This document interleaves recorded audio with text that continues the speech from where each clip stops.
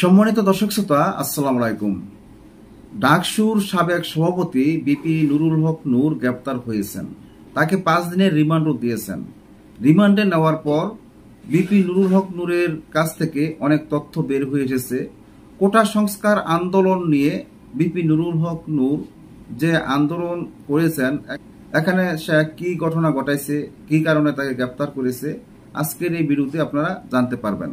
জনপ্রিয় পত্রিকা দৈনিক প্রথম আলোর শিরোনামে এসেছে, কোটা সংস্কার আন্দোলন চলাকালে নুরুল হক নূরকে 4 লাখ টাকা দেন এক নেতা, ডিবি প্রধান।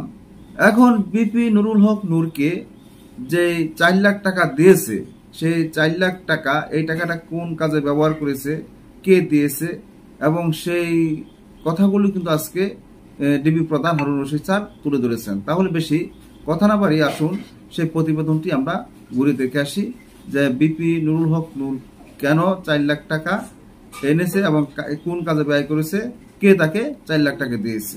তাহলে আসুন সেই প্রতিবেদনটি ঘুরে দেখে আসি। সরকারি চাকরিতে কোটা সংস্কার আন্দোলন চলাকালে গণ অধিকার পরিষদের সভাপতি নুরুল হক নূরকে এক নেতা 4 লাখ টাকা দিয়েছেন বলে জানিয়েছে ঢাকা মহানগর পুলিশের গোয়েন্দা শাখার অতিরিক্ত কমিশনার মোহাম্মদ হারুন রশিদ। আজ শনিবার রাজধানীর মিন্টু রোডে ডিবি কার্যালয়ে আয়োজিত এক সংবাদ সম্মেলনে এ তথ্য জানান ডিবি প্রধান।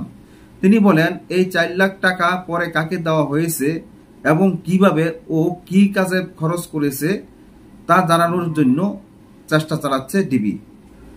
হারুনুর রশিদ বলেন, নূরকে আমরা রিমান্ডে নিয়েছিলাম, তার কাছ থেকে অনেক তথ্য পেয়েছি, সেই তথ্যগুলো যাচাই বাছাই করা হচ্ছে।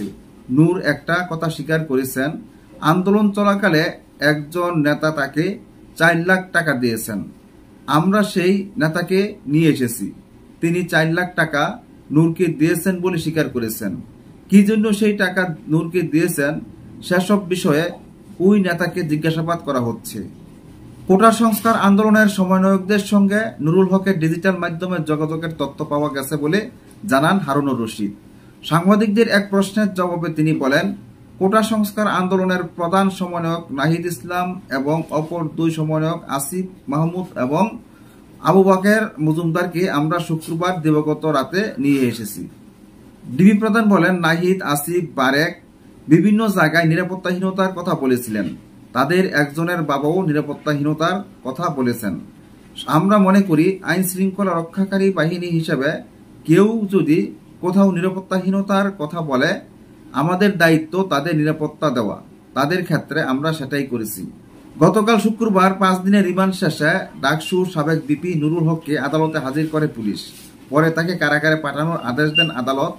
এর আগে 21 জুলাই তার 5 দিনের রিমান্ড মঞ্জুর করেন আদালত।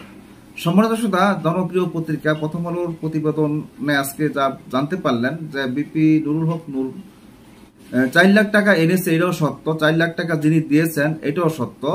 তাদের দুজনকেই এখানে জিজ্ঞাসাবাদ করা হচ্ছে। তার পরবর্তীতে কি ঘটে, তার পরবর্তী কোনো আপডেট পেলে আপনাদেরকে জানাবো। আজ এই পর্যন্তই। আল্লাহ হাফেজ।